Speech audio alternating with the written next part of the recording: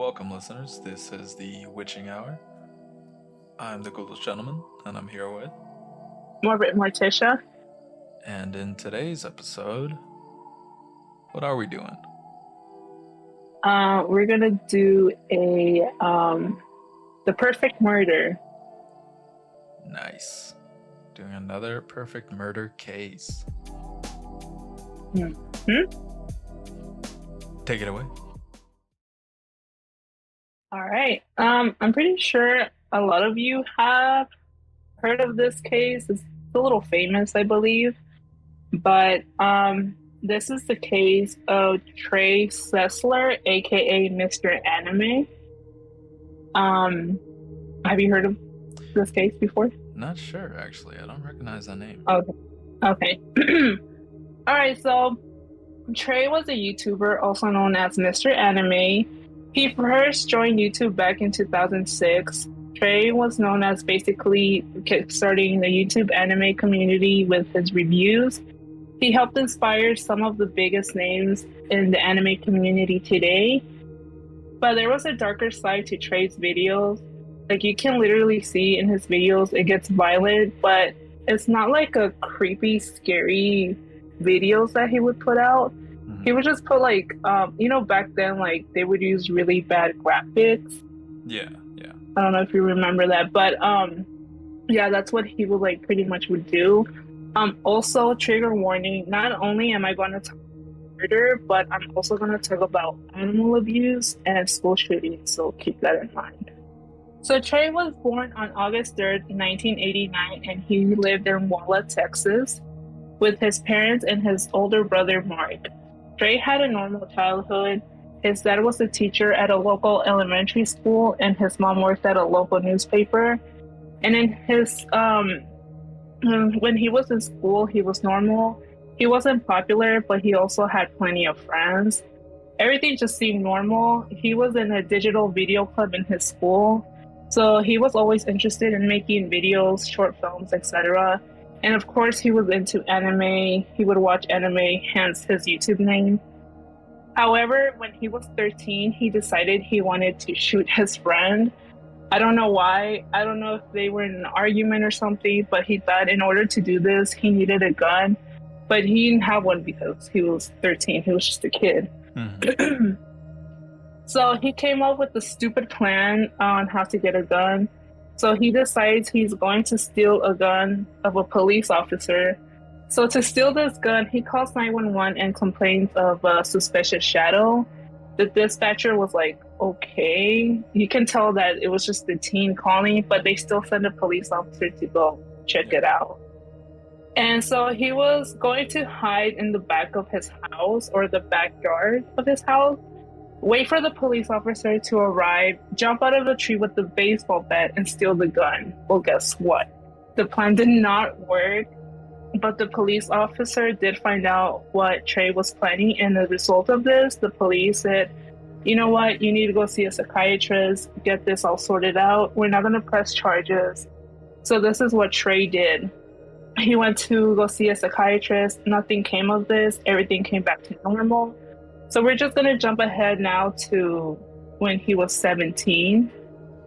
Nothing really happened between those 4 years. So it's now 2006, and now he starts his YouTube channel.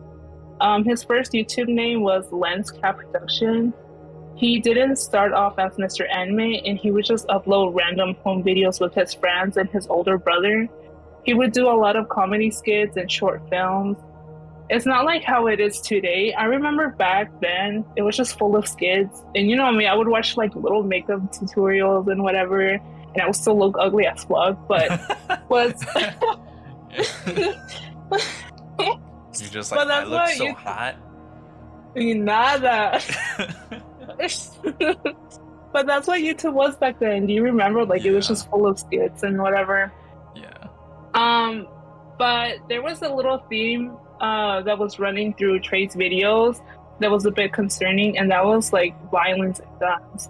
They would be featured a lot in his videos. So Trey was uploading content like this around a year, and then in 2007 he did find a different focus to his channel, and this is where he became Mr. Anime. So he started to review some anime. So pretty much he went from skits to sitting down in front of the camera and review anime series, and he will also rank them, character development, plot, the lines, the graphics, all of that. And he quickly became one of the most popular anime reviewers. Trey graduated from high school in 2007, and he did attend college, but he didn't last very long. He only ended up taking one course, but he eventually did drop out of college. He did have jobs. He worked as a pizza delivery and at a grocery store, but he just couldn't keep the job. And the longest job he ever had was being Mr. Anime, which for the longest time he wouldn't have been making money being Mr. Anime, because back then I think YouTube didn't pay you. I think so. Yeah, it didn't start till like a couple years later. Yeah, but I don't know where he was getting his money from. But I know his parents really helped him out a lot, so maybe that's where he was getting his money from. But I do think a big part of the reason why he struggled to hold down a job was because Trey definitely had a problem with drugs and alcohol. Trey did abuse drugs, especially prescription drugs. He was prescribed Xanax for anxiety, and it seemed like Trey's psychiatrist would just prescribe him so many drugs. Trey would take it for a week, and he would go back to his psychiatrist and say, "Hey, this isn't working." And his psychiatrist would just write another prescription out of a different drug. And he also was drinking a lot of alcohol, and with all this together, it's definitely not a good mix. This lifestyle that Trey was leading was definitely causing tension with his family. His father would often complain to Trey about the drugs he was taking and the alcohol that he was drinking, and how he wasn't doing anything with his life. He dropped out of college, and his dad wanted him to do more with his life. He wanted his son to do better himself. This would piss off Trey though. However, his parents still tried to get him the right path. They even bought him a brand new car. They also let him live with his grandmother's house after his grandmother had passed away. And they thought by doing this, it would kind of motivate him, or maybe grow up a little and become more of an adult and independent and just have more responsibility. But unfortunately, it didn't. Trey, in his brand new car that his parents bought him, would often get speeding tickets that his parents would pay for. And I think by Trey living alone in his grandmother's house just gave him more freedom to abuse drugs and alcohol. Damn. He had no one to tell him anything or to judge him. It also gave him the ability to explore one of his favorite hobbies even more, and that was guns. He would actually buy and sell guns like a side business. He has so many guns. Like one time he had like 16 different types of guns. So Trey's life was taking a little bit of a downward turn, and this was becoming more and more evident on YouTube. Like you can see the content was just getting darker and darker. He was once well put together and produced really good videos, but as this time went on, he was becoming more all over the place. You just couldn't really understand what he was saying. Trey was also fascinated with murder. He became interested in shooting schools, and he also had an interest in serial killers as well. And it wasn't just like normal interest like us. It went a lot further than that. He was also obsessed with the Columbine shooting and also serial killers like Ted Bundy. There was a documentary on the Columbine shooting, and Trey watched it more than 50 times. And Trey can recall every detail of the Columbine shooting, everything that happened. So besides him being obsessed with these horrible people, Trey had also had a side project where he would rate serial and spree killers on a scale 1 to 10. And he would base his ratings on certain elements of their crimes, like how many victims they had, how exactly killed their victims, how long did it took them to get caught, and the kind of weapons and guns that they would use in their crimes. He would make notes of all these serial killers and all these spree killers, and he would make notes of what exactly went wrong. Not only would he write where he thought they went wrong, he would also write how they could have improved what they did. Like I said, he was fascinated with the Columbine shooting, and this is where Trey decided that he wanted to do this himself. He began to download satellite images of his old high school. He started to plan routes around the school. He planned to get his car and ran through the school gates, ran over as many people as possibly he could with his car, and he would get out of his car in his rifle and would claim as many lives as he could. However, when Trey started to plan out this school shooting, he quickly realized he couldn't bring himself to carry this out. So then, because Trey thought he couldn't bring himself to do the school shootings, he contemplated becoming a serial killer. But after reading the requirements for being a serial killer, he realized that that wasn't what he wanted either. He didn't want to murder somebody and go back to his normal life and carry on living with the anxiety that any moment he could be arrested. So he decided not to become a serial killer. So then what Trey started to do, well, first he used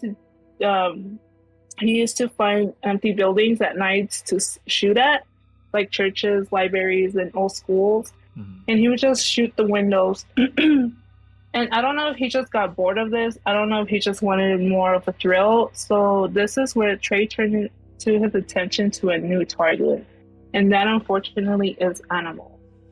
Residents of the local area would report that Trey would go out in his car at night, and apparently he was also off his head on drugs. And there was a lot of cows and horses in the rural areas around Walla County. And Trey thought that these would be ideal targets for him. Trey has later said to the police in an interview that because he didn't feel like he was cut out to kill people just yet, and that's why he turned his attention to animals to almost test himself. He once said to the police, quote, "I can easily go into a pasture and fire a rifle at it." So these dead horses and cows was just showing up all across Walla County, and the police just didn't have a clue who was behind it. And this is because Trey was very cautious in covering his tracks. He would make sure to not leave any bullet casings behind. He would take them with him, and he would crush these bullets in wood flies before putting them in a random empty beer can. And he would put the beer can in the trash with the other beer cans. Oh, wow. so it wouldn't stand out. Yeah. Also, he never went back to the same hunting ground more than once. Remember that project that he was doing, like analyzing all the other killers and everything? Mm-hmm. Trey also studied FBI procedures, and he knew that most of the time people will return to the same crime scene and they would go back to the same place to commit the same crime more than once, so he just wouldn't go back. Rumors had also started to circulate lying that Trey also used his own pets for firing. It's currently late 2011. Trey had been out of school now for a few years, and he's just living alone in his grandmother's house. He's still taking drugs, abusing drugs, binge drinking all of the time.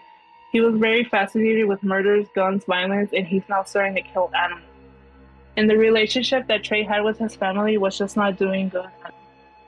It was just getting worse and worse, so much so that around Christmas time, 2011, Trey mentioned to one of his friends that he was planning on killing his father. There was a lot of tensions between Trey and his father, and there was a lot of arguments also with his brother. Most of the argument was about Trey of abuse of drugs and alcohol. And some point from Christmas 2011 to March 2012, Trey shot his kitten.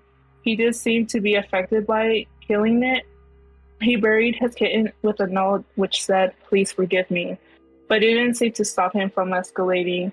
So now it's March 13, 2012, and Trey uploaded a YouTube video titled Mr. Anime's New Job. Basically, Trey was saying that he had been headhunted by this filming company and they wanted him to work for them. So Trey was still going to upload YouTube videos, but not as much. Well, that was all a lie. The job never existed. I think he just wanted to absent one of his YouTube because of what he was planning. But this did end up being the last video he ever uploaded. So in a week later, on March the 19th, and Trey is just at his grandmother's house, staying up at all night. Pretty much just binge drinking. Usually he would do that. He would go out late at night and shoot up empty buildings and animals. But I don't know what happened. Something about this evening, Trey changed his mind. So the early hours of the morning, Trey turned up at his family's home where his mother, father, and brother were all inside. And Trey turned up fully armed. Trey first called his mother to the garage and he said that he has something to show her about the car. And when she entered the garage, Trey immediately shot her. Trey's brother heard a loud noise, but I don't think he was aware that it was a gunshot. So he went to go see what it was, but Trey went inside the house and his brother said, I don't know what you're doing, but it's really loud. And Trey didn't say anything to his brother, and all he did was shot his brother twice. But these shots didn't immediately kill him like his mom, and he managed to get away to the bathroom and lock the door. So with all this commotion, it woke up Trey's father, and Trey could hear his father in his room. To which Trey entered the bedroom and shot his dad twice, leaving him laying face down in the bed. And now Trey returns to the bathroom where his brother is and proceeds to just randomly shoot through the bathroom door. He eventually shuts off the lock of the bathroom door, opens it, and finds his brother laying on the floor with blood everywhere. At this point, Trey thought, okay, well, I guess that got him. Following of this, Trey proceeds to go back to each family member, individually shoot them in the head, and he had later said to police he did this because he didn't want his victims to suffer. And so after this, Trey proceeded to trash the whole house. He ripped the family photos off the wall, he shut off all the TVs in the house, and then he went to go kill all the family pets. So he shot up 2 birds, killed the family ferret, and he also shut up the fish tanks. The house looked like a war zone. Around 2 a.m., Trey very calmly called and left voice messages. Both of his mother and father were saying that his parents wouldn't be in work the next day.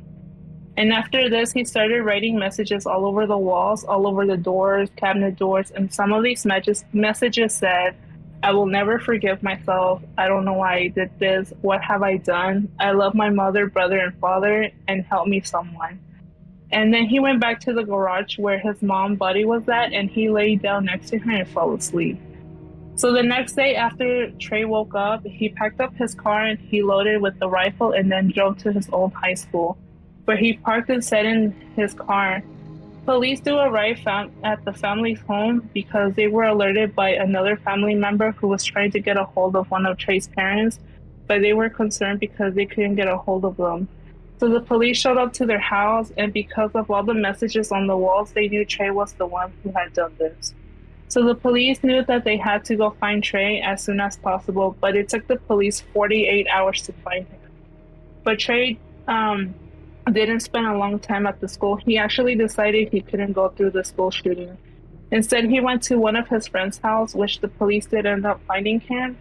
When the police do turn up at Trey's friend's house, since they knew it was him, they immediately arrested him, and they took him to the custody for questioning. So this is where Trey starts to explain exactly what happened and how this all came about and why he did it. He started by telling the police that he was planning to carry out a school shooting and his aim was to kill at least 70 people. But before he could carry out the school shooting, there was only one thing that was standing in his way, and that was his family. He decided that he needed to kill his family before he could carry out the school shooting. Trey thought of his family having the consequences of Trey carrying out the school shooting. So Trey thought he was doing his family a favor. Trey went on to say as soon as he shot his mom, he regretted his actions immediately. But as soon as he shot his mom, he knew that he already committed to this. He felt like he couldn't exactly go to his father and his brother to say, oh, I just killed mom. The only way for him was to move forward and carry on with his plan and kill them all. Throughout all the interviews, Trey did cooperate with the police and he did confess to everything. He also pleaded guilty at trial and was sentenced to life in prison without the possibility of parole. Now Trey has shown remorse for his crimes. Trey said that he is really happy with his sentence that he got. He's happy that he's never going to be released, and because he said that he is nothing but a danger to others. And that is the case of Troy Sesler. Jesus. Yeah. Wow. It seemed like not defending him at all, right?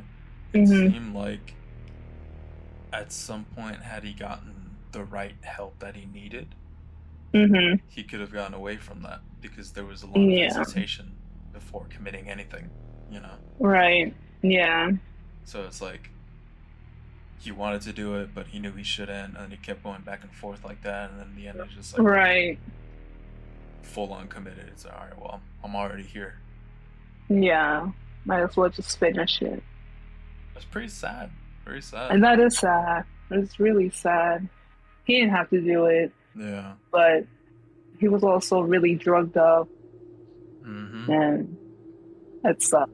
Yeah, and it's like, I mean, if you see that your family member, or your brother, your sister, or whatever, is just like every day drinking, being Yeah. intoxicated, doing drugs, and it's like, you might want to put a stop to that, maybe, Right.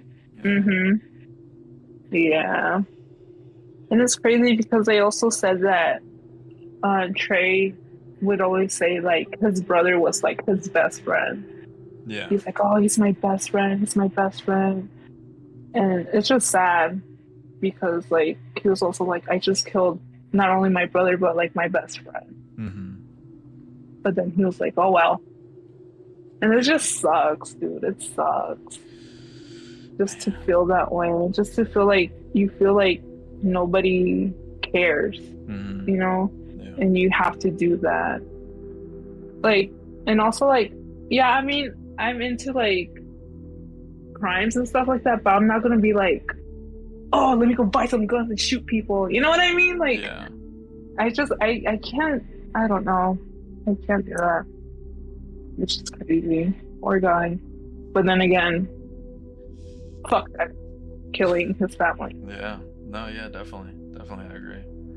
'Cause it's And like, just like the thought, like I mean, I've seen the Columbine shootings, I've seen documentaries too, but I'm not yeah. just gonna be like, oh, let me go fucking shoot up a school too. Like, I don't know. Yeah, that's the dangerous part about having like documentaries out like that, like the whole Jeffrey Dahmer thing that's Yeah. out right now. And Mm-hmm. it's like it It's gets just like very it gives them popularized, idea. but Yeah. if the wrong person sees it, it could just Right. spark up in their head and be like, oh, okay, well, this is, it's been done before and I I can can do definitely it get away too. with it. Yeah. Yeah. Man. But yeah. I mean, I can just imagine the people who were like subscribed to him Mm-hmm. because like, he was into anime. Yeah.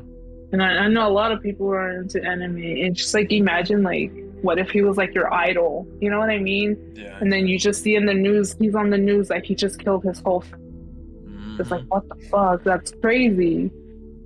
Yeah, that's that sucks. Man.